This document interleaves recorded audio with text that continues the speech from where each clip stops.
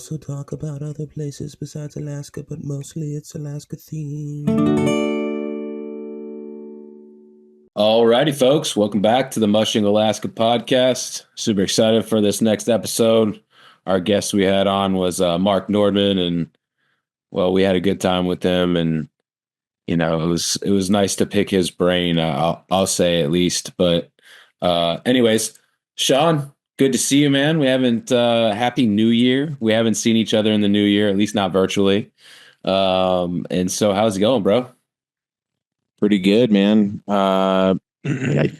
Nice, and we were just commenting on how it's colder in Atlanta than it is in Denali right now, and that's oftentimes the case. That if we're ever getting the above freezing temperatures in the dead of winter, that typically it's probably 20 below in Chicago and below freezing, in the colder states of the lower 48. And not like Atlanta's a cold state or Georgia's a cold state, but they always get below freezing almost a couple days of winter. So always kind of funny when you're out there. I feel like it hits different, dude. Like you go to Alaska, you have this expectation that you're going to a generally cold area. And then you come down here and it's like, I was telling you earlier, it's like my wife made a comment. She's like looking at the app and it says it's 30 degrees outside, but it feels like it's 12. And it's just like, I mean, it was windy, but something about it, the way I guess our humidity or whatever, it just hits, it penetrates the clothes. I'm not a fan. It's also, the humidity, the fact that you're not out there dealing with it all the time. Like 12 degrees here the first time, it does hit pretty hard, and then 12 degrees after a couple weeks of it, you're like, oh, this is kind of nice. And you're not intimidated, by, oh, it's Georgia, it'll be fine. It's like in Alaska, you come up here and you're like, holy shit, I'm gonna die if I don't put on this jacket, and that probably keeps you almost sweating. Anyways, Connect 200. Yeah, dude. Emily, man, shout out to Emily Robinson, man. Just it's like I was talking to Eddie Burke about this race, and like my question was like, I'm so impressed with what she's doing. Is this the expectation now? Is it like what should she have won this race? Like, the argument it would be tough to see who is the best short distance musher, at least in Alaska, we can call it right now. Is it Emily? Yeah, I mean, 200 miles and less. Is she's got that? Like, I'm so impressed, man. That's all I can say. Yeah, I mean, there's not like that's like probably the most competitive 150. It's a really cool event because everybody's just been quietly training their dogs. You see a post here, oh, we went on a training run there, and and then just everybody just comes oozing out of the woods, out of the mountains, and they come to the Knik, and then you get to see, the fruit of their labor. And I know that the Robinsons have been grinding out there, Walter, Wally, and Emily, and then, it's a family, the whole family, her brother and mom as well. And so it's a team effort, and I think Emily deserves a ton of credit, but so does the whole family. And oh yeah, and yeah, I mean, family is it's pretty fun. I think it's just a fun thing to kind of go out and grab the attention of like a casual mushing fan. I feel like if you're out in the bars in Anchorage, you might just hear someone say, "Yeah, I heard there's like this 17-year-old woman that she's just like beating everybody." You're like, oh yeah. I mean, yet again, she beats Ryan Reddington. That's second place. Oh, don't you love that headline, dude? Iditarod, of course. I remember beats another Iditarod winner. Dallas is like, yeah. Well, I was like, why don't you run some of those mid distance? He's like, dude, you know what the headline's going to say because I'm not going to try and win it, and it's going to be fill in the blank beats Iditarod champion. But so that's always just kind of I think a little bit of a lazy journalism, but it's also that's the headline and it's facts. It is facts. His facts are facts, whether that's Ryan worthy of champion of said headline or not. But no, I mean, so one thing that Eddie and I were discussing is, a lot of these, at least front runners, are also training for that Iditarod. So there could be a little bit of difference style in terms of training, like I was asking him about, I was like, I wonder what her training is like, like how vigorous or lack thereof. And it sounds like it's not like, she gets out on the runners every day, but it's not like it's arduous and long runs. I think it's just a couple hours. And then, like they don't have crazy mileage on them and they can run at a faster MPH, versus if you're training the dogs, getting them ready for that 1,000-mile, you're not going to be able to maintain that same MPH. You're more, keeping them slower so they can just like maintain throughout kind of thing. Yeah. I think we're getting into speculative territory, of course. I mean, she's definitely they're training their dogs more than a couple hours a pop. They're going 150 miles and what was that? Like they started Saturday at 11 a.m. and they came in Sunday at 7 a.m. That's true. Dude, obviously races are different than training. But I mean, it's just interesting to think about. That's all. Yeah, it is. And their specialization as of now has been the junior Iditarod, which she's fully annihilated every time. 150 miles long. Then we've got these last year's Kinnick, this year's Kinnick. 200 was last year, was closer to 200. I think it was like 180. This year we got a 150 out of it for trail conditions. And so, they are specializing and then in that distance. And now it's going to funnel in nicely to Emily's rookie Cusco 300, which I feel like, man, the excitement around that race is always just special. And I think, I'm not the only one that's really stoked to see, what are her intentions in that race. And I don't think, I think there's going to be a combination of trying to maintain competitiveness while also recognition of being your first time out there and with what looks like pretty thin snow conditions out there. So I'm really excited to see her next advancement into the next tier of distance.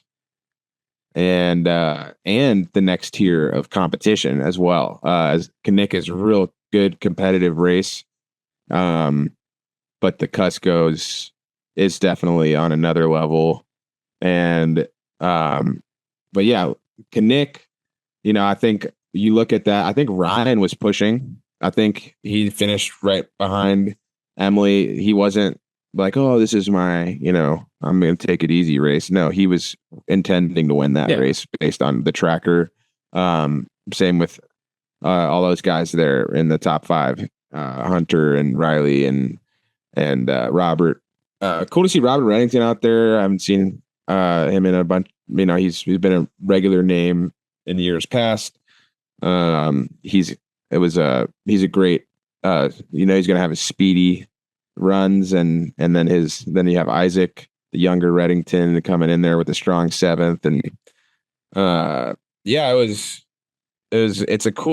think it's cool because you're just kind of like quietly seeing this and that. Oh yeah, training my dogs and getting my book drop. And then the Kinnick happens and you just see this bomb of photos and videos and content and tracker, and everyone. It's just exciting.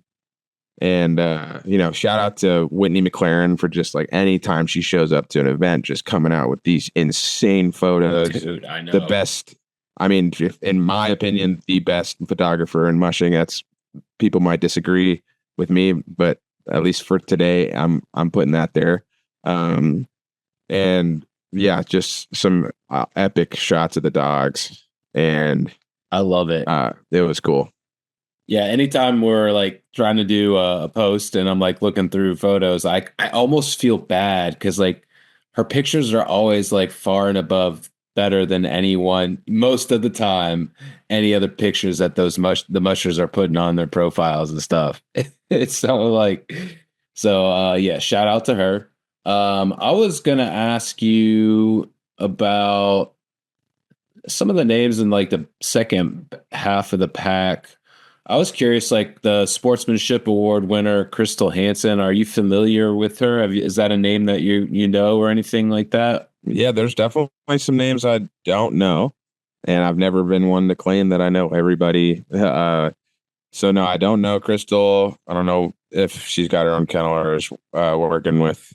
I don't know the story behind the sportsmanship either. I was able to make it out to the Nick last year, but I did not this year, and definitely got some FOMO. But what I do know is cool to see Roan Boozer out there with a strong race. Emily Kroll, she's a Goose Bay 150 champ. She had a strong race. Of course, Walter Robinson. I was curious because you saw Emily and Wally in a video before, like, we're going to be competing against each other. And Wally's like, yeah, I'm going to beat her and whatever. It's just kind of like a fun interview. And I was like, well, I bet you that he's just having fun and that Emily is taking out. She's taking the winning squad. team. Yeah. And I did talk to the folks at Turning Heads Kennel, and Travis is taking out kind of the B team and see what he's got there with kind of that second string of dogs. Because as you get these, like, maybe with Emily, doesn't need to train as hard these days because she's got this core experienced team that's just hitting their prime, I would imagine. And so, they've proven themselves, they've been through it. What you're asking of them in training might be different than what you may have asked them 2 years ago to do, because you gotta push in training a little bit. But if you have dogs that are 4 and 5 years old and they've run the junior Iditarod a handful of times and the Knick a handful of times, well, you don't necessarily need to push them. They've got that level in them. You've seen it. And yeah, so I guess people I know, I mean, of course, Barrington, Christy, good to see her in there, and Anna and Eric Kelly. Yeah. In the Barrington sandwich. We've seen that a few times. That's happened in Iditarod. But good to see Eric out there. He's been volunteering at all kinds of events and is super involved in the mushing community.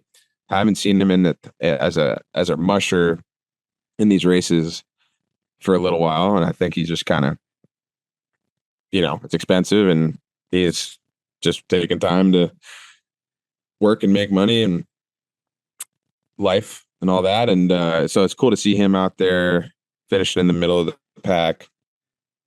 And the Petersons, Chloe Beatty running out of Dallas's kennel. She's trying to qualify for Iditarod here. That was her first qualifier, so that's exciting. And yeah, it was fun to see folks out there. You see Eddie was out there helping out. He ran the Knick 100, and it's a special community out there in Knick. It is a dog community. Something unique about the Knick is it is caters to the sled dog community. That's the core of that area out there. And so that's part of what makes that event so unique. And yeah, was excited. Just real exciting weekend. Yeah. Yeah. No, I mean, we're kind of like would you say that the Connect 200 is kind of like the beginning of where we can say we're kind of like getting into the thick of the season? Yeah, I mean, to me, it's like the coming out party. Yep. There's other events before it, but it's the first Iditarod qualifier of the year. And like I said, I just love how you got all these people quietly running dogs. I don't hear about, maybe if you're friends with them, you'd hear about it, but they just come out of nowhere. And it's just like that moment of like, all right, let's show them, and it's hard getting up in the morning, going out there and shivering your butt off for 3 months straight. And then when you get to the Kinnick, it's probably not that hard for these guys because they finally get to go and do it around other dogs and people and with their friends and family. And I think a lot of people had fun out there. Nice. And so, coming up this next weekend, we got the Copper Basin 300. Jeez, dude, gonna be insane. Yeah. And you and I were kind of talking about it before we pressed record, the weather being a Weather's thing. huge. You kind of, I guess it's, you're suggesting that it'll be warm and not a lot of snow. No, I think it's going to be warm and snowy. I think there's enough snow out there. I don't think there's a lot. I think it's been a low snow year for most of. Certainly in my neck of the woods, Fairbanks has some snow, but it hasn't been like dumping up there either.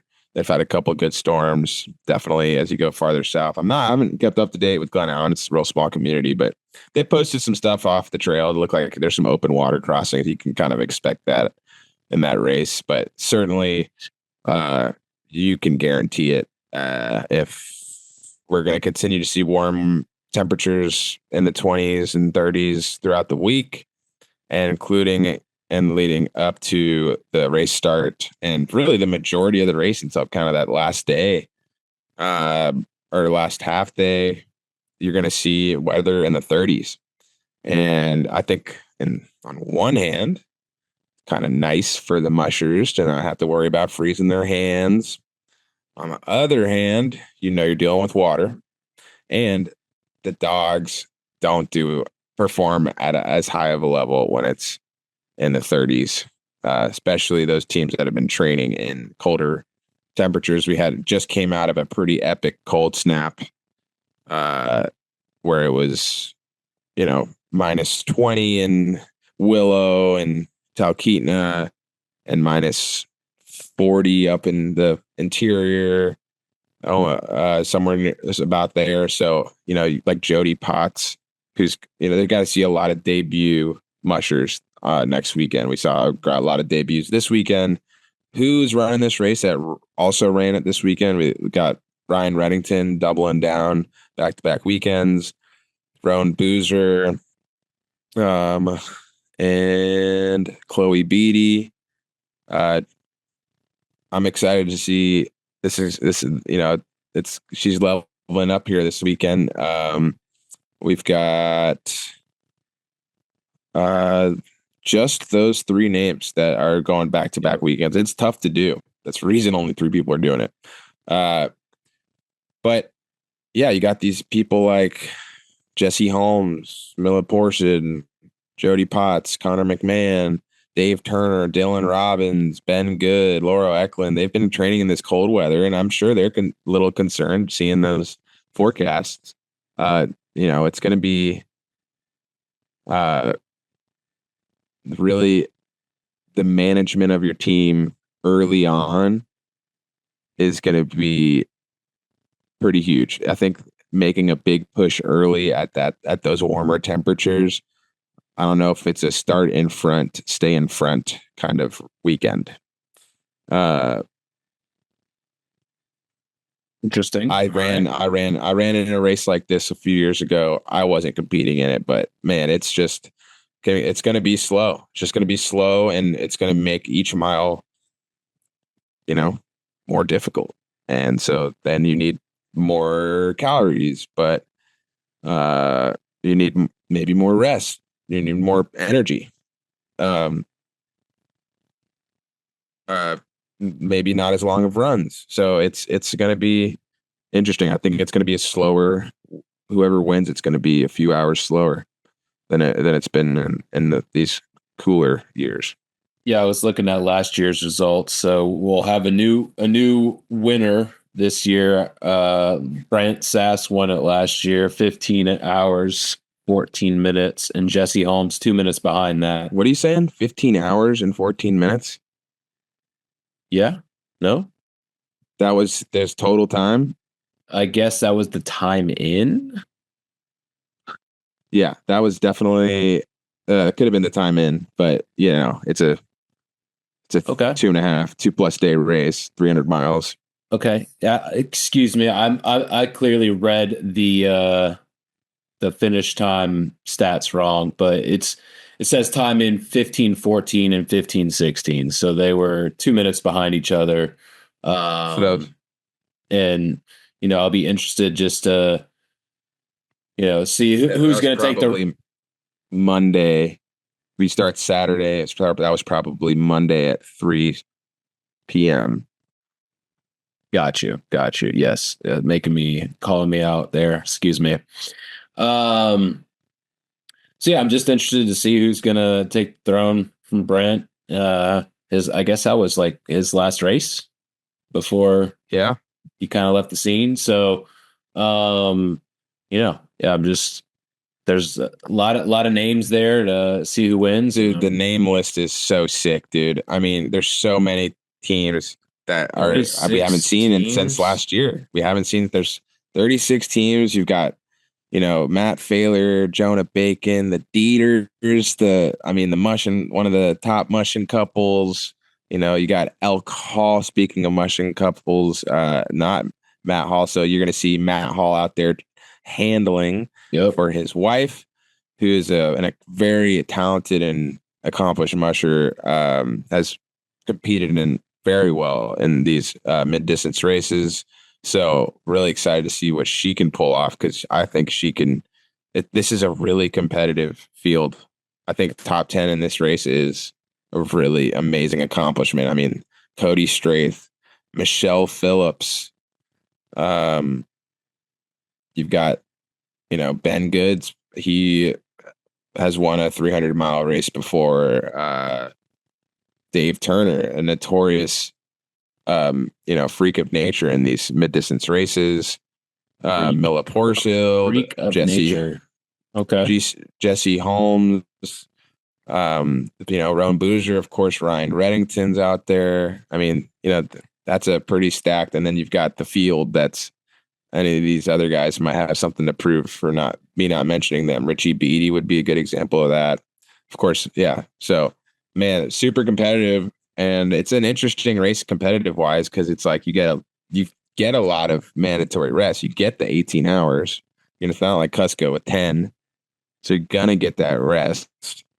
I'm curious to see if anybody that finishes in the top 10 takes trail rest. I'm curious. Okay. Little additional rest. Or just takes additional rest in general. I think additional rest might not mean you finishing farther back in a warm weekend. That's just one man's opinion. Reality is, I've never been a competitive musher. I'm just talking out of my ass anyways. All right. Final question on the Copper Basin. Close your eyes. Don't look at the list. Who do you think's going to win? I think Jesse Holmes is the obvious. I'm going to look at the list. I'm sorry. Jesse Holmes is the obvious answer. Maybe Ryan Reddington in that conversation, but I mean, he's certainly in that conversation. That's not a maybe. But I think this might be someone that we haven't seen win this race. Who has won this race? And how about that? Do we know who on this list has won this race? Let's look that up. Race history. Let's see. It might not be that easy. Finish time. So Bryant won it in 24. Doing this as we're doing this. Nick Petit won it in 23. And this only goes back to 20. So I'm looking at and Bryant won in. Yeah. So no one in this race has won it. There's no Nick Petit. There's no Matt Hall, but Matt Hall's dogs are in it. You've got. Yeah. So we're gonna see. What a bold prediction by me. I think we're gonna see a new winner here this weekend. Yeah. No shit. No fucking shit. But yeah, that's cool. We get a new winner. I'm gonna go Jeff Dieter for the win. Something else I'm gonna go with. Damn it. I literally was like, I was gonna say one of the two Dieters. Since you're gonna steal that one, I'm gonna throw out Milla. I'm gonna see what one. She's got. I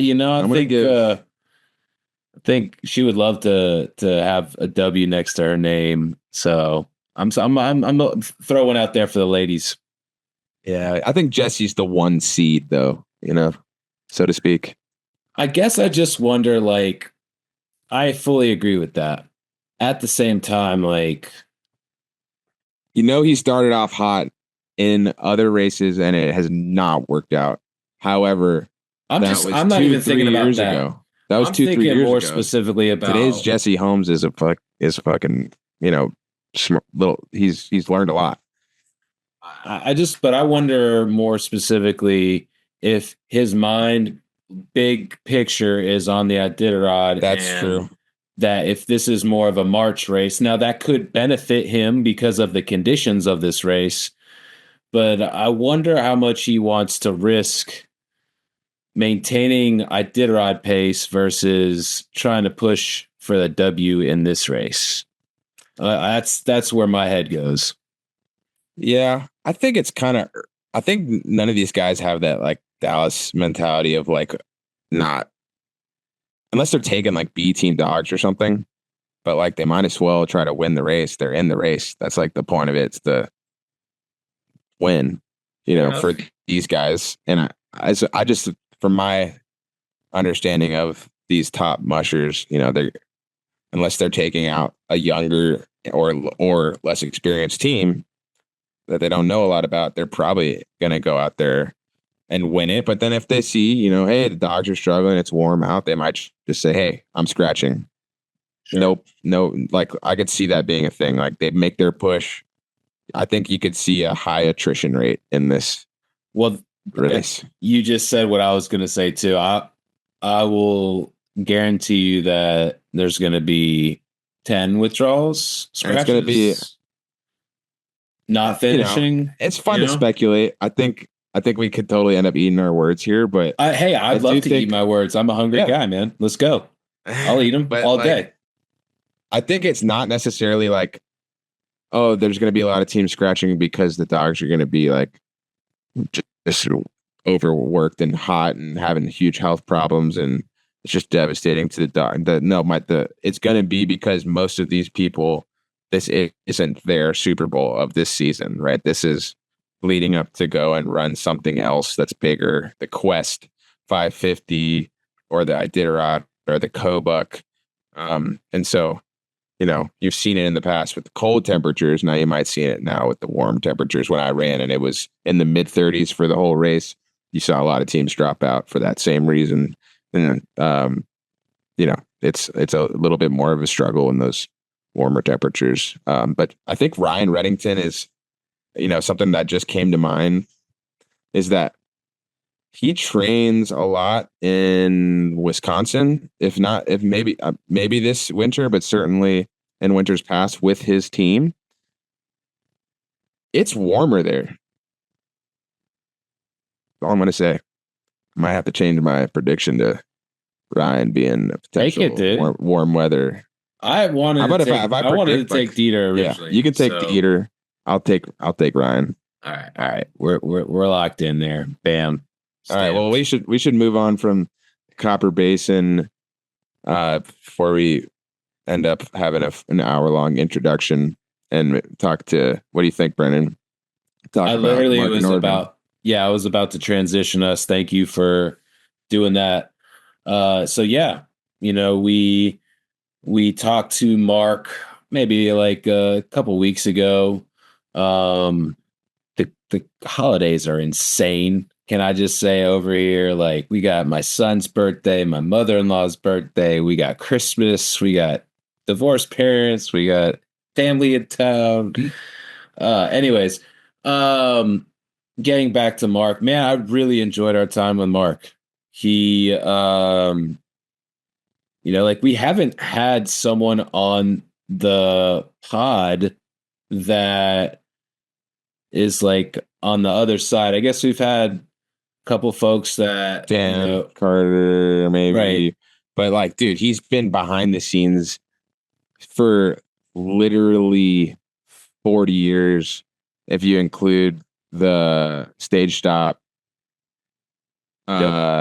race, and then he's been involved with the Iditarod since, like, he says it in the podcast, it was like 1990 or something, 1980. Well, yeah, I mean, he ran it in the 80s, right? Yeah.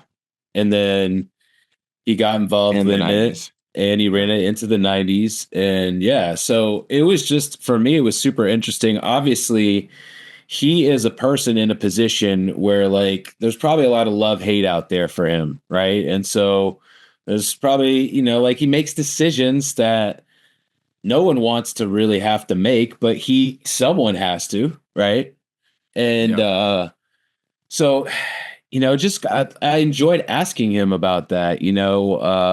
Obviously there are decisions that he has to make during a race. There's decisions that are done in the off season. Some of that is related to rules. Some of that is, there's just like, it was just, for me, it was interesting. I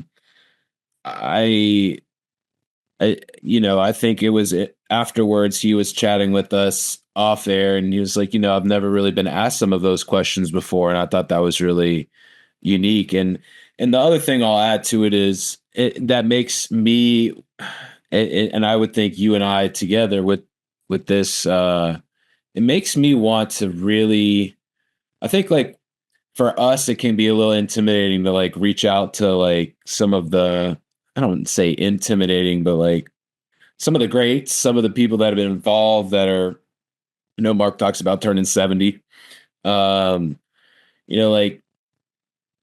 it makes me want to reach out to some of those folks that, like, they might not be around forever, so yeah, in general, the time with Mark was good. And I don't know, I just, like, I feel like we could have probably chatted with him for another 2-3 hours, and it would have all been super interesting. Go ahead. Yeah, dude. I've always had great encounters with Mark. He's I think that he's really good with like the rookies. I think that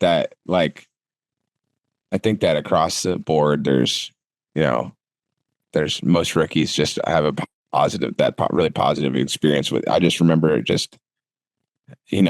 he just knows how to provide the words of encouragement in the right way, with the right timing and the right tone. And, for me, and I think when you have those people going out and running their first race, he's really good with those folks. And yeah, there's been obviously some difficult decisions in the past, and yeah, some people probably aren't as stoked on Mark as we are, but we like Mark, and he's been, I think one of the most important things that he's done in a positive direction is his relationship development with the villages along the checkpoints. I mean, he does that like in the off season with his other career as well. He's out in these remote places, and he's going out to these villages year round, every year, tries to go to every village that the race is stopping through every year. That's insane. And I was going to say, like, that was kind of how he got involved in the race in the beginning. So it's like, at this point, it's kind of embedded into him. I forget what the the name of the position he said it was, but it was like coordinating village relations or something. Yeah, village relation coordinator or something like that. And so, yeah, it was super interesting. We talked all over the place. We didn't just focus on one subject, and I'm sure we could have talked about a lot of other things, but yeah, there's just such a massive disconnect between village life and road system life, I think. And he's really bridges that gap. Well, it seems that there's a lot of people in those villages that are basically all but family to him. So I've seen that firsthand, and I think that comes first, not over the races is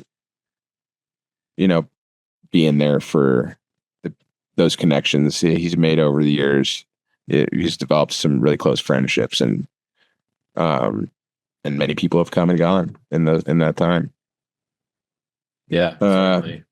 But yeah, he was a really good conversation. I think you're going to enjoy it. I think that if you're one of the listeners that is like an experienced musher, that has run these races throughout Alaska, I think that this episode's going to be particularly interesting. There's some people and places and years that he refers to that, Brendan and I were maybe a little bit like, I was like, yeah, totally, I know that guy. But in my head, I was like, I don't know who he's talking about. So like, I'm curious to hear, if Wally Robinson's listening, or Eddie, or anyone that knows some of these names better. I was surprised with some of the stuff he was talking. I followed 95% of what he was saying. I was just saying there's a little bit in there. You're giving yourself yourself that? Okay. 92. It's funny how you said 91, because in my head I kind of wanted to say something about it, where like, for me, if it was 91 for you, it was probably like 61 for me. I was just like, all right, there's a lot of names that I don't know. Hopefully Sean knows all those people, though. No, definitely not. But it was cool. And I think I hope there's some listeners that maybe they can drop, add to it if they hear a certain name that reminds them of a story or something. Feel free to share. But yeah, I think this is a good listen for the folks that are involved directly here in the mushing world, but also it's a great listen for everybody else too. I mean, just a guy that's been the central force of this event for such a long time. So yeah, thank you to Mark Nordman, man. He was a great guest. Absolutely. Y'all enjoy. Alrighty, folks. Welcome back to the Mushing Alaska podcast. We're super excited for our next guest. Welcome on, Mr. Mark Nordman. How you doing today? I'm doing really well. I'm up in Nome where it's 32 degrees, and it was 44 here yesterday, and just kind of shaking my head, but it was nice to get off the plane and not having blown 30 and snowing like hell. Yeah, it's been a warm week. By the way, I didn't tell you, I live like 1,000 yards away from your house. I heard that, as I say from Jeff King, we're just a shotgun blast away. Yeah. But yeah, it's been in the 45 degrees in interior Alaska in December, Brendan. It's it looks like it's spring conditions almost. It's crazy. Yeah. Are the waves crashing in Nome? Is there? No, there's actually a little bit of ice out here. Not that you'd run a dog team over it, but it's socked in right here. Of course, I came up at dark, so I couldn't. I always like looking to see what Golovin Bay and everything else is when I fly up here for these early season trips. But yeah, we need some definite snow and cold weather. For sure. So I like looking up your profile of like, oh, let's read about Mark Nordman online. You're like, you're not like, the mushers are the star, and you're like, obviously I've seen you all over the mushing scene since I was a part of it when I moved up here 8 or 9 years ago. And but yeah, like I don't even know like your like origin story. I mean, where are you from? Are you from Alaska? Are you know how'd you get into this? Yeah, it's quite a story. I'll keep it short, or I'd have a whole volume of a book on it. Actually, born and raised in northern Minnesota, ended up in Grand Marais for 21 years, worked with Fish and Game there. Myself and 3-4 other guys started the John Beargrease Sled Dog Marathon, and that was in '84 when we really got that kicked off. And I had competed in my first Iditarod in 1983. And before that, I was going up to our little ski hill in Duluth, Minnesota, and Spirit Mountain, just going out for a lunch date, and ran into a dog race. And the next year, I volunteered for the race. And actually, my first job in the sled dog sports was sleeping on a picnic table with my North Face Ibex sleeping bag. That was downfill. You guys probably don't remember when they had downfilled sleeping bags.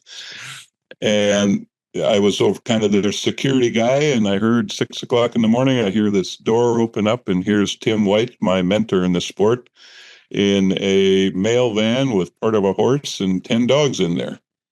And I said, well, this is interesting. And one thing led to another. I made my first trip up to Pine Point in the Northwest Territories with Tim.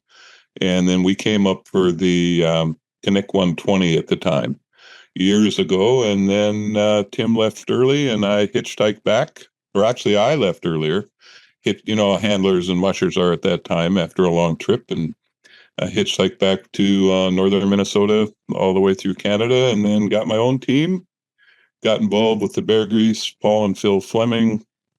Had dogs. They had lived in Alaska, worked for Joey Reddington, and got my own team together. And we used to have a race called the Gunflint Mail Run. It's still running now. I had some success there one year, and just got picked up after winning the Race to the Sky in Montana in 1988 by Eagle Products. And so they sponsored me, and then I actually went to work for them too. So after my Fish and Game thing, went through some changes in life in Minnesota. And Denise Albert, my partner, we moved up here and bounced around a little bit, and then ended up in Sean's neighborhood, right off of the Park Highway at 229 of the park. So, and then I was looking for employment. So I went to Stan Hooley, our executive director at the time, and I said, I need a job. And I said, I think you could use a village relations coordinator. And so he put me on, and my first job in Alaska was that. I got a whopping salary of $2,000 a year, and then continued to race, and then started race marshaling in 1989. And I've pretty much been doing that ever since, either racing or doing the administrative part since 1983. Wow. Yeah, go ahead. There's a lot to take in there. I guess the first thing that I was thinking of as you were telling your story there is, so you were able to run the race and be a race marshal at the same time? How did you? No, okay. I would. If that was the case, I would have won. And in stunning fashion for the 15th year in a row, Mark Nordman. Yeah, exactly. No, I raced, like I said, 83, and then took a couple of years off, and then judged, and then they asked me to be race marshal in 89, and then Bobby Lee, one of my original mentors as far as officiating. Nobody better than Bobby Lee, except maybe Dick Tozier, who was our original race marshal for the Iditarod. So back and forth a little bit, and then just kind of settled in, coming up every year, race marshaling, and then I moved up. All I know is in the basement of my home with Denise there, it says 2003 on the concrete. So I've been up here quite a fair amount of years now. So in 1983, I mean, it's just like, what was it like back then? You know, as far as firstly, it was a 16 plus day race for you. You had maybe it was more, a few days more. And But the trail was like not even close, I'm assuming, to what it is today, of course. And then the dogs also are maybe not of the same genetic caliber, I would think. And then the dog care, of course, has gotten better and better. But like, how would you compare like the difficulty of a race that's almost twice as long? So you got twice, all that extra rest, so to speak. But like, it can't just be like that was easier. If you're on the trail for 16 days, like I would think it'd be nice to get off of. Yeah, I'll tell you the story about my first finish in the Iditarod. But any one of those subjects I could talk an hour on. But truthfully, it really has changed. Is it tougher than the old day? When I went to school, it was uphills both ways.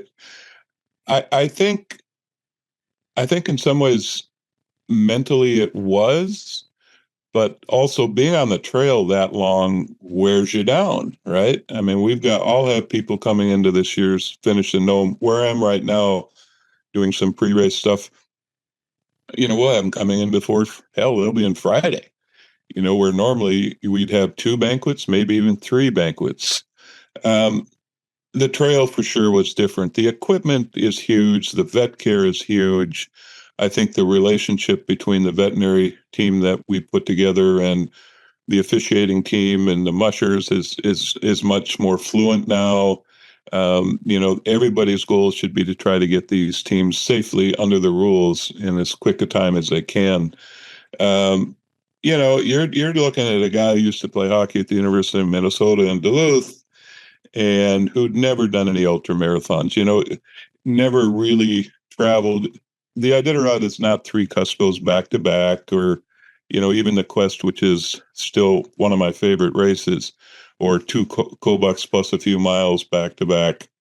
It's a full 1,000-mile race. We'd never done anything like that. There was nothing like that. We had a few 3-day, 30-mile races. Race to the Sky started coming up, the Can-Am, the UP 200, of course, the bear race I spoke of. A lot of it was just in the preparation. We used to have the rookie meeting the Wednesday before the race.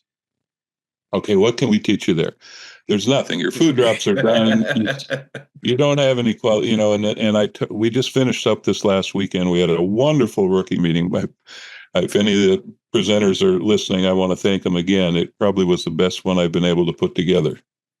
I think the biggest thing for me was just the distance. Northern Minnesota, Duluth, we get cold weather. I've had Iditarod champions come down and run the bear grease, and they said they'd been colder down there than anywhere in McGrath in the interior because of the humidity. So the physical aspect wasn't a problem. The mental aspect was. I think that's one of the bigger changes. I had my mentor, Tim White, Rick Swenson, Sonny Linder were a great help in my preparation. But until you get to know him, and Sean knows this, he's had good people around him, you have no idea what you're really getting into. So it has changed a lot. It's still a great event. I'm so fortunate. It's, to be able to work my passion all over the world, literally all over the world. It's it sounds like a dream job. Yeah, it really is. A lot of stress if you take it seriously. I think if you're not a little on edge before a hockey game, then maybe you're not really into it as much as you should be. So, yeah, but it's been a good ride and lots of changes. Just what you guys are doing. It's my first podcast. Who would have ever thought we'd be? Oh, let's go. Yeah, there you go. Who would have ever thought that you'd be, being able to get this word and the gospel of Iditarod spread around the world this easily? Man, yeah, that's like the era you got to be around. Like I only know so little about the Susan Butcher era of dominance, and I guess you weren't necessarily, you were racing with her in the early 90s. And then you've got the 90s of Boozer and King and Swingley. And what were those like dominant eras? And like Mushing was like, I mean, just to be there was the coverage was almost little to none. You see the finish, you see the start, you see some interviews, but like even now, it's tough to cover a race that's so remote. But you're there, at a lot of these races, if not all of them. And what was it like that's kind of stardom with those mushers, and how like good at like dogs were they? I mean, Well, just incredibly good. Or we can get into talking about people that don't like what we do and stuff, but the bottom line is those people, why were they winning? Why are they winning now? Is because of the dog care. That's not the company line. It's just fact. You've got to go ahead and take care of that team to get to know them in a good fashion. It was pretty impressive. I think about my race marshaling days, that my first year in 1989 was Rick Swenson, Susan Butcher, Sonny Linder, all the people that go by one name at that time. And for me, this little kid from Minnesota trying to run what were my peers, my heroes in the sport, was pretty intimidating. But they really stood out. We had characters, for sure.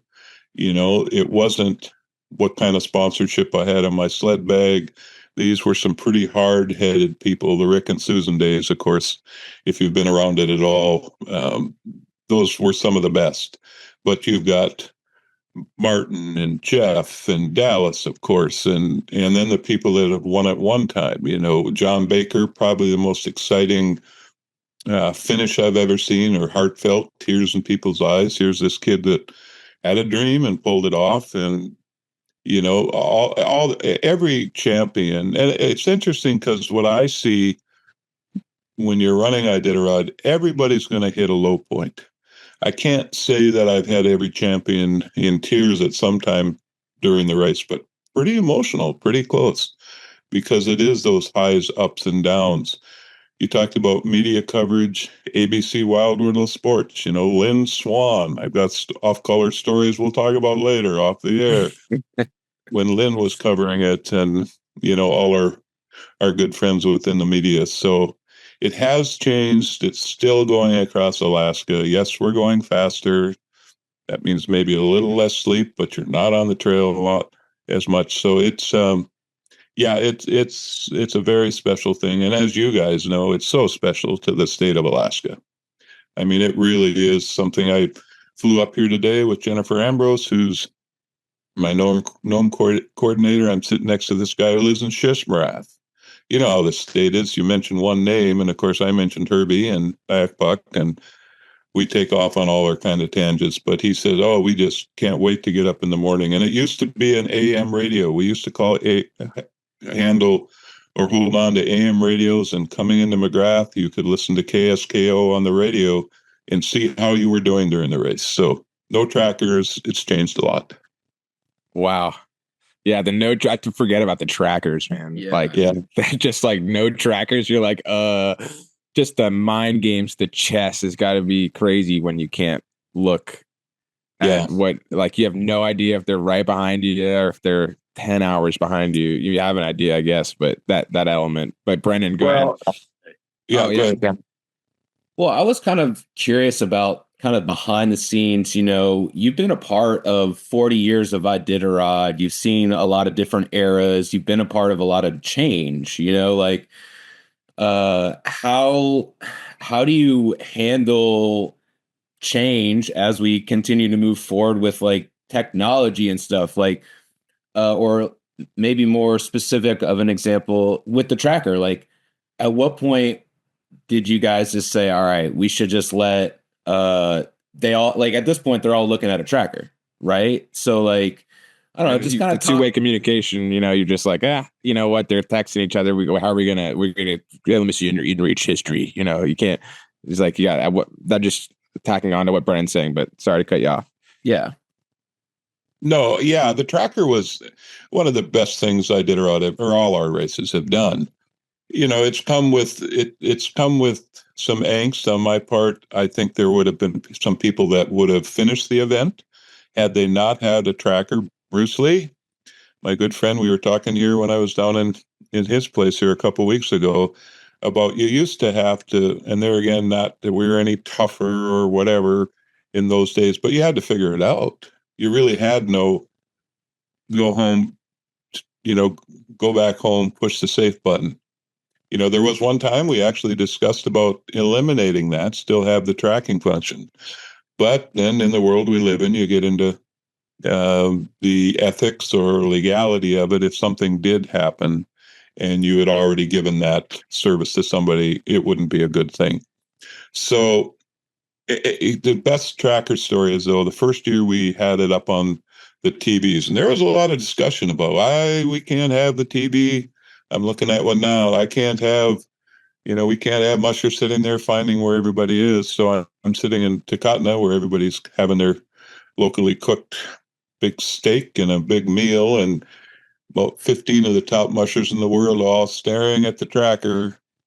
And this went on for 10 minutes. I started laughing. I finally made an announcement. I said, you know what? Those dots aren't going to move very far. You'd be much better to go out and put another set of booties on your dogs and get on the trail. So how does it affect it? Yes, I think it can be. If you hired me and a few other people and we were trying to help you run your race, it may get you there, but you still have to deal with the dogs that are in front of you and all the two-way communication. We know how some of that came out. That was through some tough times, and I've had a lot of them during Iditarod, and the alley circle situation out on the Lotto sure made people want to feel a little more comfortable with it. But yeah, the trackers have been great, but it's sometimes easy to push a button and not just, I got to figure this out because nobody's going to come and get me tonight.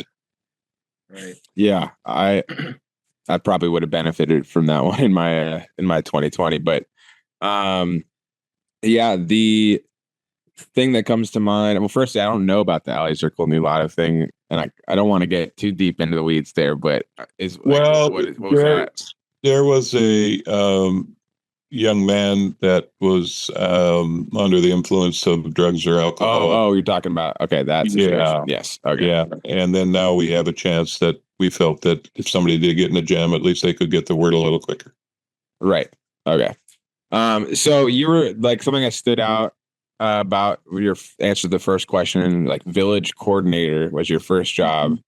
And, when I got probably the first time I spent any significant chunk of time with you at a village was this year at Nikolai. And you just like came in like after all the mushers had pretty much, I think they'd all left, and you literally like, came in and just, we're checking in on the checkpoint. Yeah, I think it was maybe just kind of on the way of wherever your next destination was going to be. But, there was this one lady there that was like, she was super mad. She was like an old timer at the village. And she was mad at you because you hadn't came and seen her in, I don't know how much time, maybe it was last year. And she was so happy to see you, and she got her picture with you. And you guys, it was just like, and it just those little connections that I'm sure you've got hundreds of, not just the villages on the checkpoint or on the race, but also, you have other jobs flying around remote Alaska too. But talk about that, just village outreach and like the relationship that the race and you have had with these villages over the years. Yeah, no, that's, and there again, not the company line. Without rural Alaska, without the support of my friends in these villages, and I've seen these kids grow up big time, we wouldn't have a race. I mean, the Iditarod's made some mistakes in the past, though. We used to be able to stay in people's homes.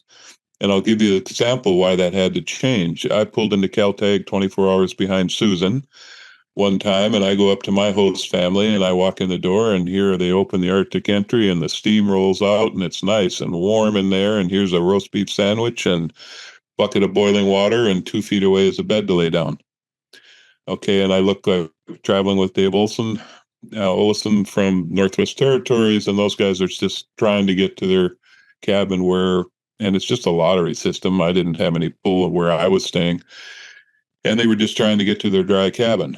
So it got to be, you send Christmas cards, you take care of people. Of course, they want to take better care of you. So we ended up doing it as it is now, which is instead of feeding Mark or Susan, go ahead and bring a meal in to feed everybody, feed you guys, feed the whole group.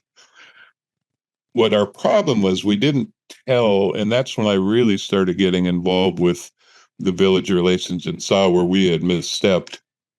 We didn't tell these people why we moved across, why we moved to the community hall, and then they felt slighted.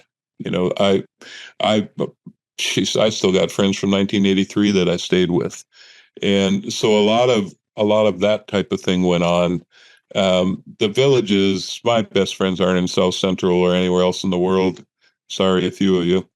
Um, they're on the trail itself. You know, it's such a big deal to these villages. I can Tucker, a good friend of mine, has passed now. I came into his small little box cabin and meticulously in shape, and here was a dog dish and a set of booties up on the mantle. And I said, "Where'd you get those?" "Well, those are Rick's and those are Susan's."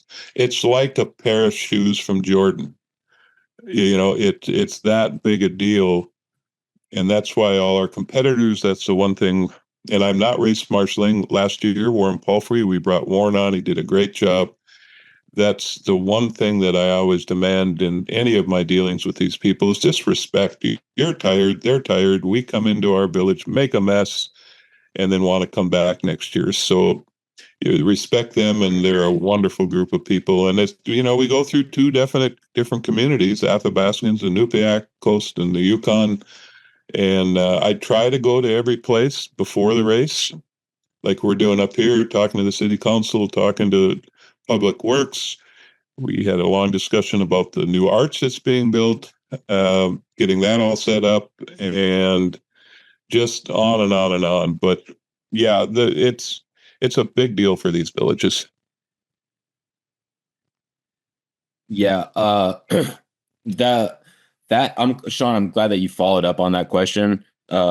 You know, for me, my job is I'm an outreach coordinator, and I work with deaf and hard of hearing, and I go around to a lot of rural parts of the state of Georgia. And so just kind of hearing you kind of talk about your experience and me thinking about what I do, it's just kind of like connecting some dots there. So that sounds like an awesome like way to get involved in Iditarod. Another thing. Oh, go ahead.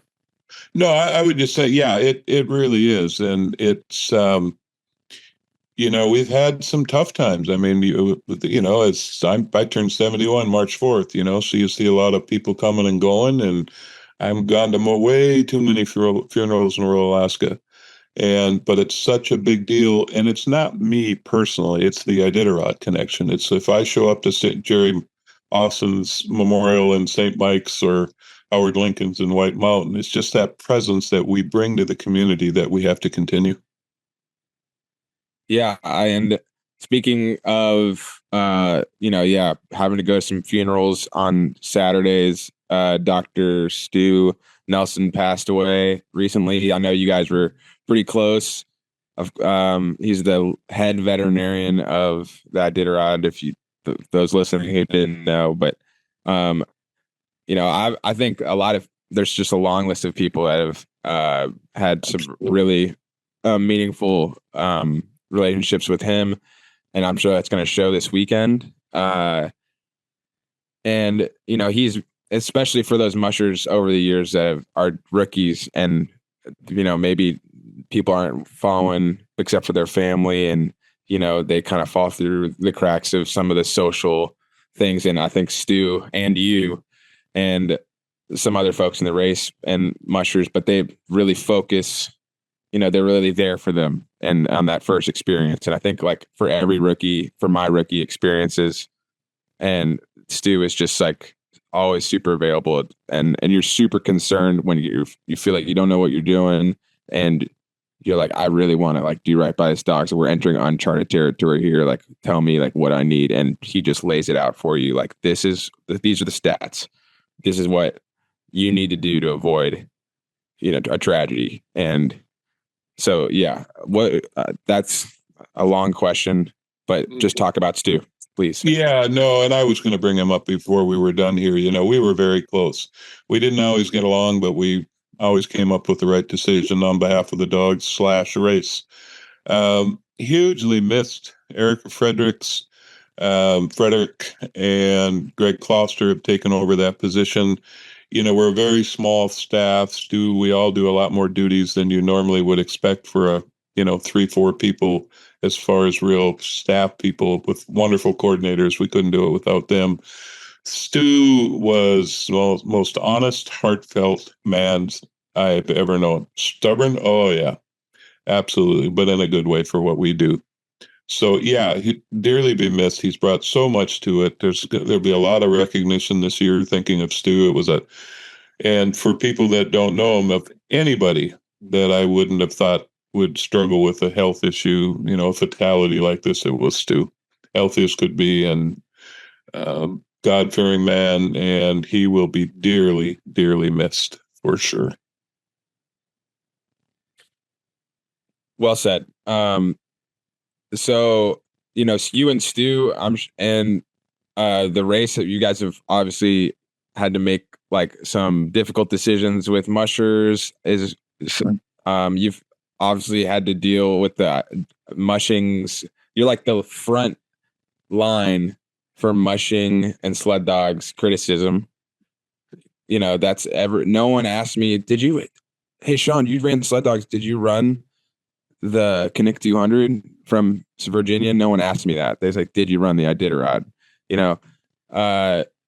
So you guys that's what everybody is focused on. And like I'm sure in 1983, it wasn't, you weren't fighting the fight as you are, with social media and these days. But, how is that battle affected, the race in the sense that you see, obviously you see fewer mushers because of, and prices of everything involved. It's way more expensive to do this now, but also part of it has to be that constant PETA pressure.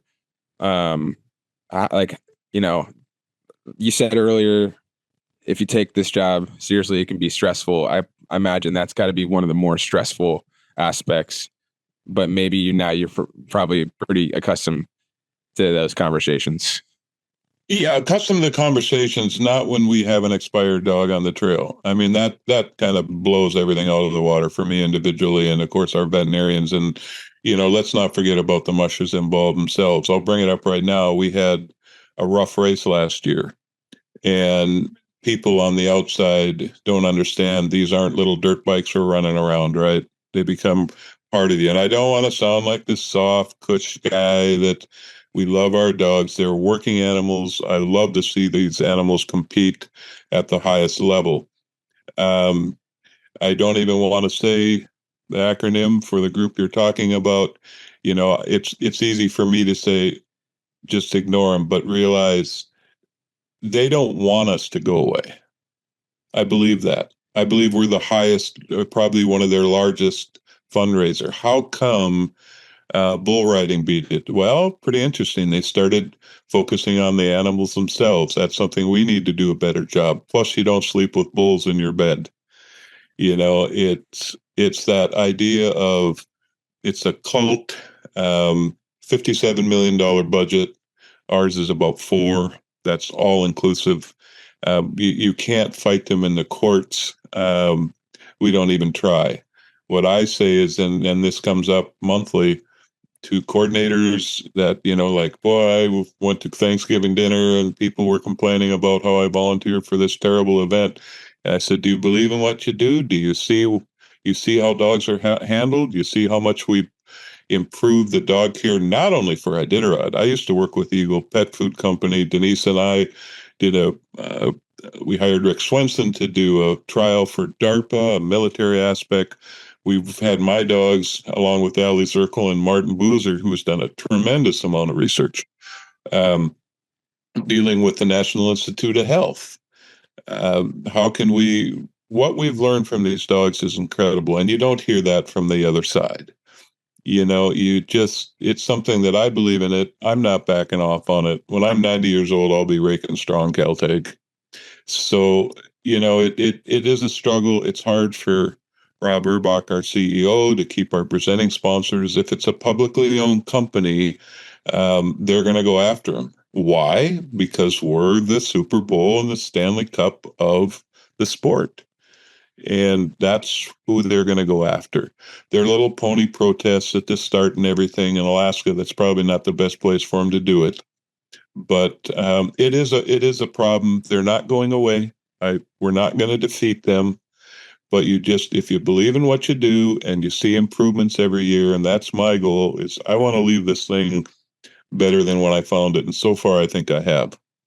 So we've got all kinds of programs coming up. I did a health, which is trying to get more health initiative going through the state funding. Dr. Jody Guest, who not only ran my COVID program, but also will be up here again this year, trying to use Iditarod as a role model for people in good health. I don't know about mental health when it comes to mushers, but as far as physical health, we definitely want to continue on. I mean, no one is in their right mind who signs up for that Iditarod. So yeah, absolutely. Absolutely. Oh man. Yeah, like just thinking about only last year's race, and then like you have stuff that's going on during the race, and then there's like stuff leading up to the race too. And it's, like it has to be hard for you to like, I mean, at this point, you've been doing it for a while, so you probably have thick skin, right? But like Sean said, you're at the forefront. It's like if anyone disagrees with decisions being made, it's your name in their dislike for that decision are going to be like in their mouth at the same time. So I guess the question is like, how do you navigate that? That's got to be a tough thing. It is. Maybe that's why this is the first time I've been asked to be on a podcast, because I pretty much tell you anything I think. It is, when you're trying to do your best job, and we've stumbled. I sure have. Oh my God, I think, but when you, and I don't mean to sound this boastful, but if I don't know the answer to the question on all things Iditarod, now I'm not talking about the newest nutritional supplements, but if I don't know the answer, I know who does. So when you know the subject, it's easy. Somebody said, Denise said, "Are you going to prepare for this?" And I said, "No," because it's when you know the subject well enough, and you never give an answer unless you're sure. At the many mushers meetings, it might have been happened when Sean was running.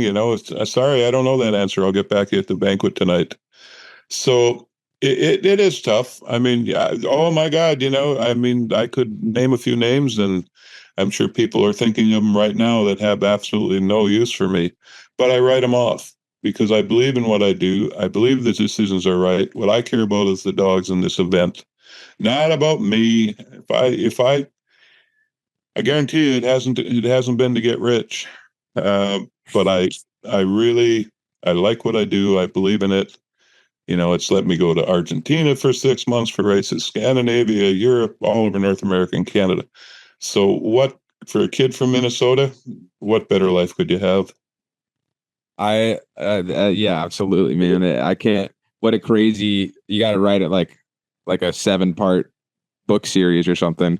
Yeah, well, it is. And quickly, I think everybody loves Alaska, right? I came back from that convention, even all the other trails, Appalachian, pretty well-known trail. Everybody knows the Iditarod Trail.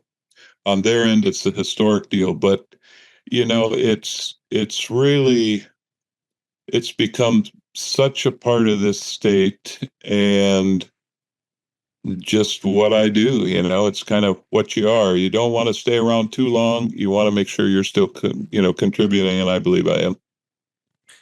The moose thing with Dallas, talk about like a decision like that. I was just like, I only picked that one just because I was around, we were both following it. It's not like that decision that's the only reason I pick it, but just like the process from like, all right, you're getting this like information from Dallas and from Jesse and from Paige and whoever's on the trail. And then how is that? And it took a couple days. You want to make sure you make the right decision, but how can you even really be sure? Is there a precedent? Is there not?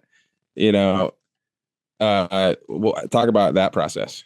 Well, you take, and I won't speak for Warren Palfrey, who was the race marshal dealing with the whole situation there, the final outcome of that. But, we know where everybody is. and not just for the trackers. We've got some really skookum volunteers at these checkpoints. The guys from Squentna went out and found the moose and gave Warren a report on it. And then what's the first thing to do is, of course, call the troopers.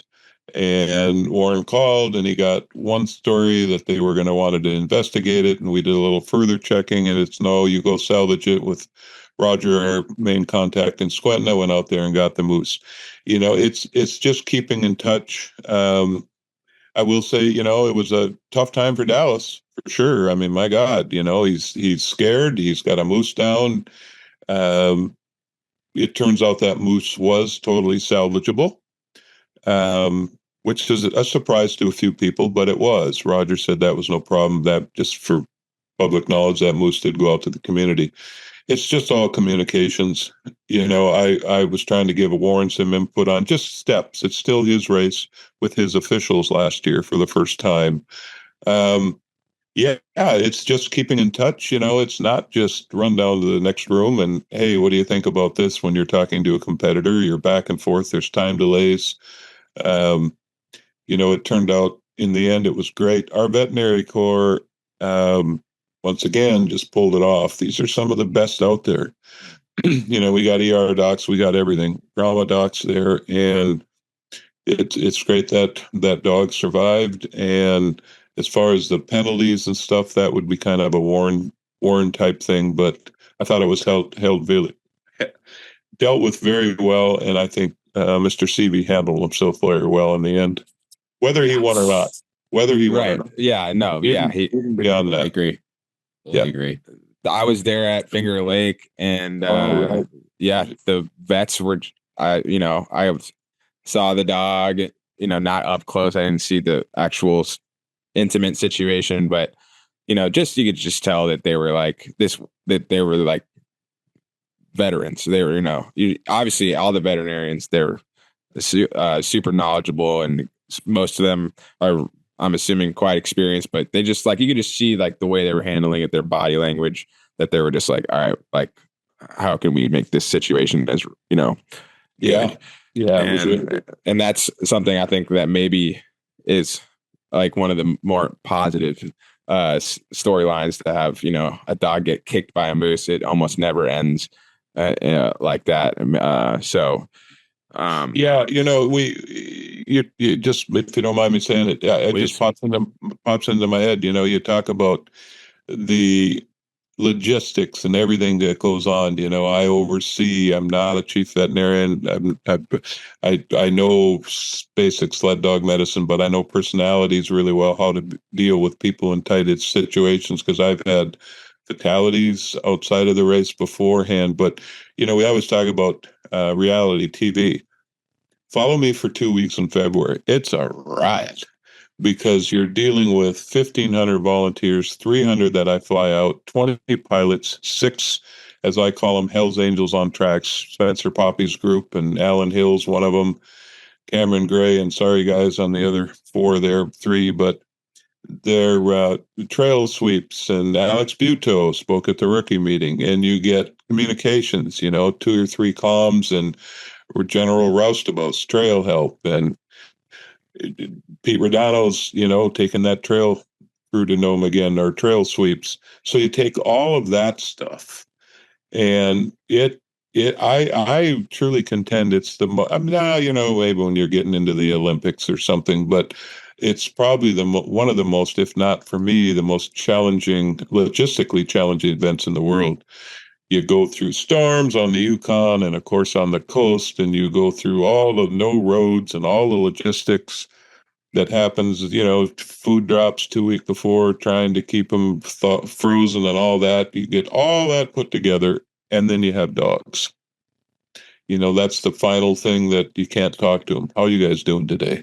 So it's, it's fun. I love logistics. I love trying to figure out how to get everybody to know him. Andy Willis, my good friend, and Joe Meyer, who's my checkpoint logistics coordinator now. Zach Steer was for a few years. Everybody knows Zach. You high-five each other at the starting line in Anchorage and go, well, here we go. And you just adapt. You blow a tire, small tail wheel on a tail dragger, and you fix it. Somebody needs a stanchion, you fix it. Somebody needs to go to bed and wake up in the morning so they can continue their dream to gnome. You put them to bed. It's a real hoot to try to pull it off. So I want to follow up with that. So we had Greg Heister on, and he talked about that what that 2 weeks is like for him, and like the little to no sleep that he gets.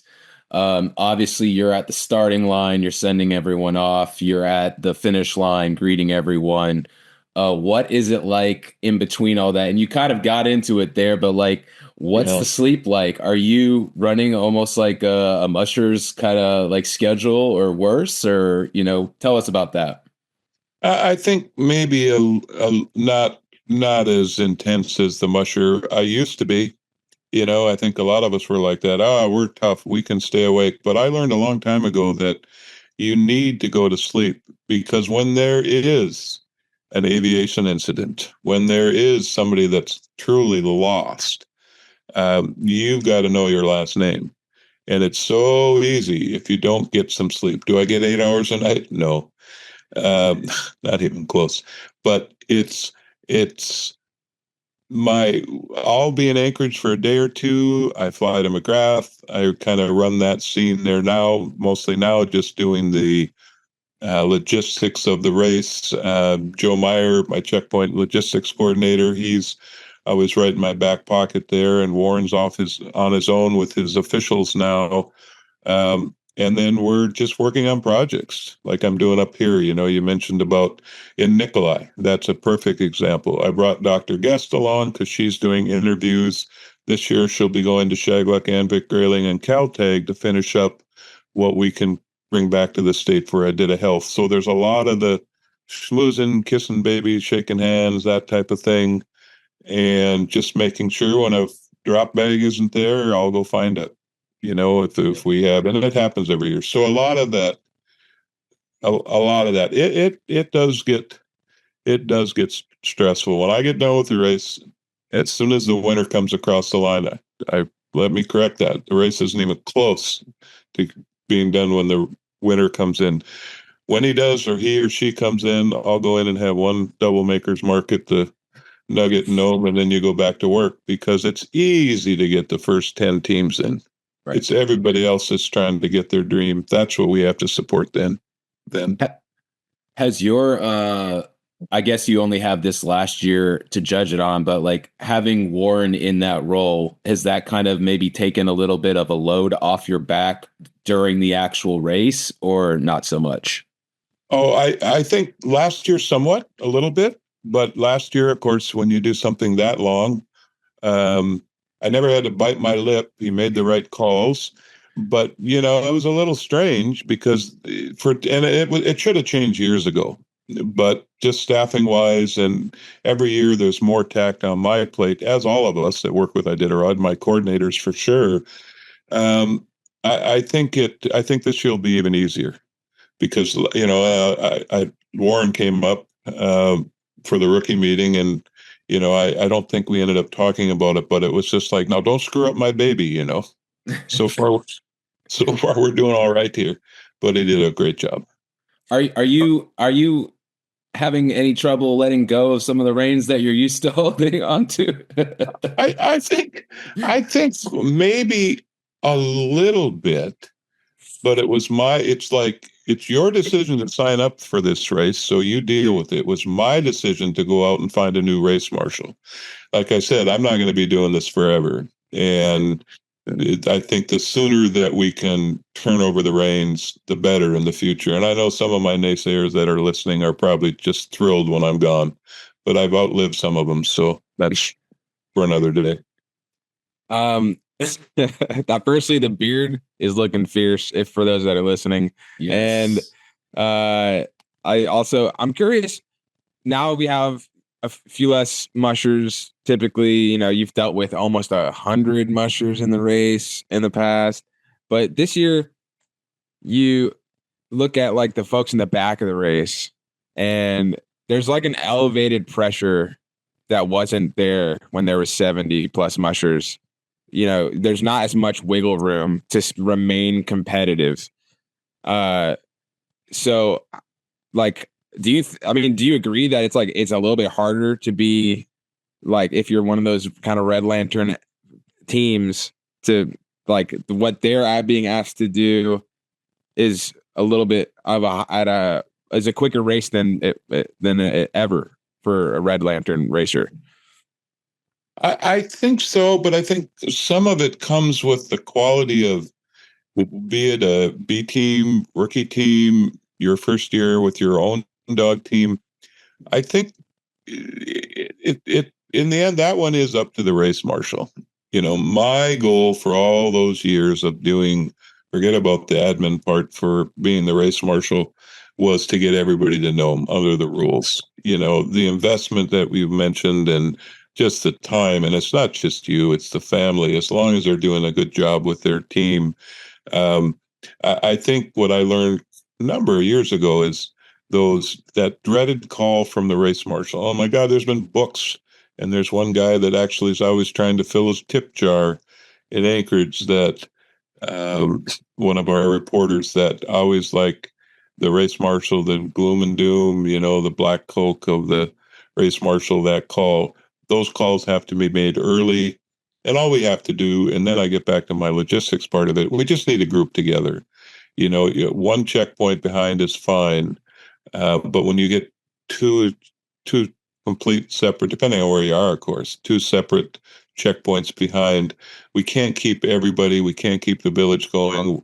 I am permitted a little bit. That's not a big deal with it through BLM, but it's fast. But the equipment's better, the dog care is better, the food is better. So that has a little bit, Sean. But it is it's tough to race. But we've like I said, we've got 18 rookies this year. How cool is that? That is wild. That's half the field. It is. And so I think, and that's what we want to promote. You mentioned it, I heard it too, even back when I first started running. Oh, you have a dog team. You ever run that one in Alaska? That's, and I also want to say something. Iditarod is my life, but let's not forget about all the other races that are out there. Just because you have a dog team, some people aren't meant to go to Nome. They're just not. And you can have a recreational team. You can have a mid-distance. I love the Fur Rendezvous. I'm down there with Buddy and all the guys, checking everybody out every year. I love the sport, so you can enjoy it. You can enjoy it by being a volunteer on Iditarod. You don't have to go to Nome to feel like you're a good dog man or woman. Take a 6-dog team out for a rip around our neighborhood trails, and that'll be a. And if you don't like to do that, then maybe you're not in it for the right reason. There was a time when I went through these changes in Minnesota where I wasn't sure if I was going to establish a kennel or not up here. And I missed it. I love the husbandry of it. When I finally farmed out my final dogs there, I'd gotten dogs reestablished from Sonny Linder and John Baker and Louis Nelson up here and Bruce Lee. I realized I did love having dogs. So if it's just for racing, maybe you should look for doing something else. Yeah. I know we're coming up on 6 o'clock, just checking in with you on that. We've got a couple more questions if you'd like, but if not, we can wrap things up. No, I'm fine, guys. That's no problem. Who of like the big names that you've come across is like been an enjoyable, just like one of the more enjoyable relationships that you've had, in the famous musher list, so to speak, whether it's, from whatever era? Well, they all have their good days and bad days. Let's see. Us too. Yeah. Oh, and trust me, me too. Me too. I think, and this is a name that if you don't know, you should. I always say one of the toughest men. Oh man, my head's just bouncing with all these names off. I'll throw Sonny Linder. I've often said to people, not to Sonny, I didn't want his head to get too big, but if everybody was like Sonny Linder, we wouldn't need race marshals. I really enjoyed my time with Joe Garney. Of course, Susan became a very good personal friend, and David, and it's been so fun to watch Tekla. I flew up to Minto with Dave Monson and Vern Halter to see Tekla's race. Pretty much Rick Swenson's still the king to me, and it's not because of the amount of wins. I think he was the one that really brought us up to, he didn't develop the tail dragger as my neighbor Mr. King did, who's, how can you argue about Jeff King? I mean, very competitive, won all these races. You've got Dallas, but everybody that goes by one name, Lance. The first time I ever met Lance and Jason was in 1976, and they were cutting seal meat, which was still legal at the time to get it, on an open-faced table saw in the garage, and there was this big strip of fat on top. All of them. I mean, Libby, I've known Libby for years, and not just the people, some of my, the people that I traveled with that were just trying to get to know him. There's just hundreds of people that you meet through this, old trail breakers and race marshals, and yeah, it's the most eclectic family, dysfunctional family I've ever been around. So, Brennan? Well, so you've mentioned the rookie meeting a couple times, and I wanted to just go back to that for just a second. I was curious, you mentioned Alex Buteau. Who are some of the other speakers you had at this year's rookie meeting? Oh boy, let me try to go down the list without forgetting everybody. We had Aaron Burmeister did a wonderful job. Dallas was out of state. He zoomed in. Of course, my coordinators, Erica Fredericks, the rookie meeting's interesting for me because it's not just trying to talk about what kind of dog booties. John Cooper was there. Great man. I was so supportive of. It's not just how to get to know him. It's here's what it takes to get you to know him. Spencer Poppy spoke, Alex Buteau on behalf of Pete Rodano, and the sweeps we had. Oh man, you put me on the spot here. Oh, the Barrington twins, Hunter Keefe, Jennifer Dowling, Reese Roberts, our communications, showing them that you're just looking at this dog team in front of you, and all this other stuff is going on, just across the board. And the next day, then we went out to Vern Halter's, first time. Shout out for Vern, first time that we went there since COVID. For a second day, and there I had a real simple panel. Warren on one end, I'm on the other, and then Ryan Reddington and Isaac Tieford came and spoke. Nice. And so, yeah, it was really nice. In the past, I've had 6-7 people, but here you could kind of zoom into just two guys at different times in their careers, and I think the presenters really do appreciate it. Andy Anxman came and spoke on behalf about, okay, now you're on Iditarod Musher. He's of course, the IOFC rep for the board. It was 8 to 5, a completely full list of people from all different aspects of Iditarod. It was, it was the best one I put on. Warren Palfrey spent some really quality time on just going over the rules, because I always tell them, ask your questions now at rookies, because you're not going to do it at Thursday. Sean, you remember, that's kind of a meeting where you're just kind of sitting there as a rookie. And if you're not, you probably should be, because you had a chance to ask questions back in December. Yeah. I sitting in those week before meetings. Well, I'm coming in with my taking Jeff's place the last second. I was just sitting in the room like, whoa, this is pretty wild. Yeah. No kidding. So let's see. Do you have like a break that you like? Is it like, when does like 2025 Iditarod preparation start? Is it like you get like a week in Hawaii and then you're right back to it? Oh, wouldn't it be great and noble to sound like it starts the same day after? No. But the problem is the put away is so long. Yeah. We're everybody's tired. They all want to go home, and now we have 2 semi-trailers full of return bags and comms gear and Air Force gear and everything else imaginable that we have our volunteers come out, meet at the office, sort it all out. So it's usually by the end of April. Then, depending on the year, you could have officiating things that you have to deal with. And it's amazing all of a sudden, then you're right into signups again.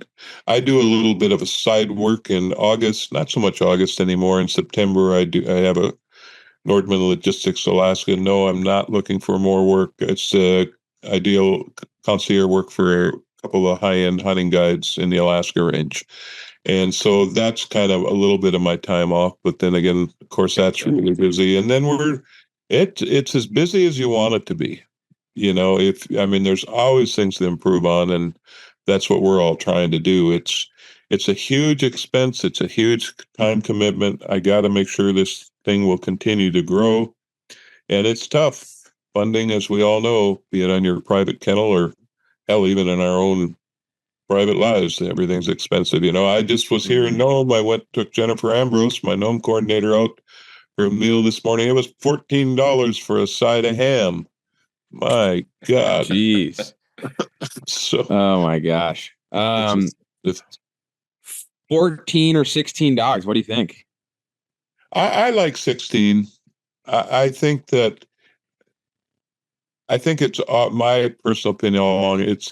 Does it save us some money when it comes to return dogs and stuff? Yes, but I think it's our responsibility as an organization, as a trail committee, to give you the best playing field we can, whatever that amount of dogs is. I like 16. I do. I think that it's, does it really make a difference who's going to win? I think it's the way Dallas was running last year was obvious he was going to win. Ryan Reddington, all the people we've mentioned throughout this conversation, when you're on that dream ride, the weather doesn't, people say, when are they going to finish? Well, it's going to be between now and, this 5-hour period. It's amazing to me how tight this schedule is. One quick story. Dallas is after he won one year, he's at our sponsorship luncheon in the spring, and somebody out of the crowd said, "What's your goal for next year?" And Dallas, he's pretty cocky, and he should be. He's done so well. He said, "Well, my goal is to go a half hour faster than I did this year." Why? Because that's what my father's going to try to do, who finished second. So it's amazing that we've gotten to be those minutes, really. It used to be, as you've heard, you run together to the coast and you race from Unaclete. Then Joe Runyon took us 24 and McGrath, and next thing you know, people are going to go to Ophir like Jesse Holmes. And, we could talk about any of these people, Jeff Dieter, all these people, Matt Hall, we've got so many people that are just right on the edge of winning this thing. And that's why it's always fun for me. It's fun to see who wins, but for me, maybe this would be a good way to wrap this up. For me, it's to see boyfriend, girlfriend, husband, partner, whatever, waiting at the finish line, to see that team come across the line. Everybody's got tears in their eye because they made it. It's not just the dog musher. It's that whole team. I think that's what I like to see. It's fun to see the winner, but I want to get everybody there. Yeah, the family, you had to put up with the Underwoods on 2021. Man. Yes. Hold on. Do you remember this, Mark? Oh, yes. Oh, yes. Man.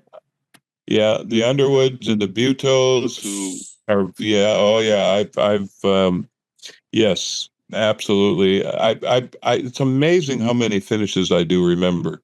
Sven Haldeman coming across the finish line, and he threw his arm up and he said, "This is my life." And I went, "Oh God, another one."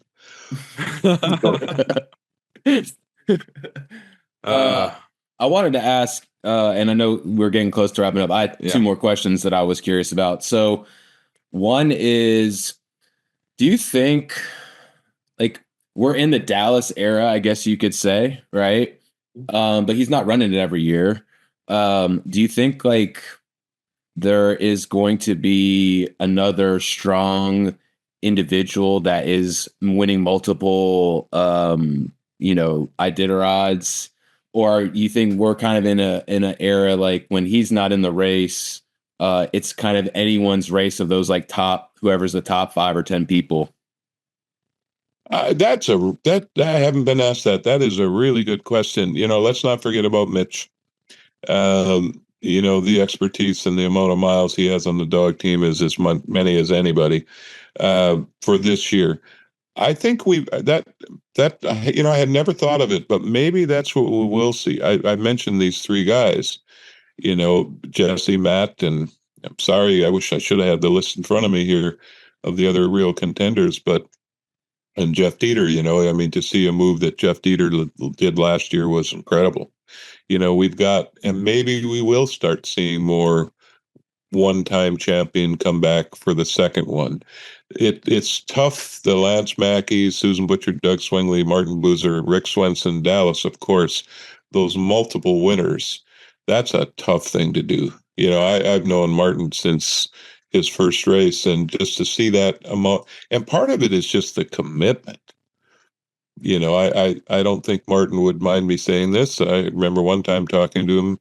I think we were in Ophir, and he was having a good race, but he said, it's hard when you don't feel like you should be able to take your boys, Rowan and Nikolai, out to a movie when they're young, because you should be home trying to figure out how to win the Iditarod. It took me 2 years after done racing not to walk into Walmart or a big box store and go, that would be the perfect dipper. It's amazing how to win that. You look at Jeff King, it's all the innovations that Jeff has had. It's and his record goes without question worldwide. It's really, there's a guy that's brought so much to the sport, and if you're into it and if you're thinking about it that much, you're going to think of all these new ideas. How can we get to know him more comfortable? How can I get there for myself more comfortable? So I'm sure I forgot somebody, my dear friend Allie. That probably would have been the biggest shot heard around Alaska had she been able to win it. Total respect to Allie. She's a very good personal friend. And as I said, we've been through some really good times and really tough times. So, but I'm lucky, and I want to keep doing it for a little bit longer. And that's essentially what my final question was, is where are you at? Like, how close are you to wanting to think about retiring? I don't know if the R word is right for this, or like handing it over and maybe taking like a little bit less of a high demand role. Is that something that you're thinking about, or where's your head at on that? I'd been thinking about it the last couple of years, and so the first thing I thought would be to move a good quality individual, as Warren is, into the race marshal aspect. And I've been thinking, like I said, 70 March 4th or 71 March 4th. I'm sure I'll be doing I'm hoping to do some contract work after the fact, kind of being available. I've never been an employee of the Iditarod, so I work under a contract with them, X amount of dollars, you figure out the rest. And that goes through 2026. So, but I don't see myself washing my hands of it. But it is, I went through a real tough health scare this summer, and it's amazing what that'll do to a person. You start going, whoa, I always go to the 440. I go to the Cusco. I love going to the Copper Base, and I love working at all these races, and I'm sure I'll continue to have a say in what happens and support them. Gotcha. Mark, thanks for joining us, man. That was a really fun conversation. Good. I'm glad it worked out, guys. Mushing, Alaska. And we also talk about other places besides Alaska, but mostly it's Alaska themed.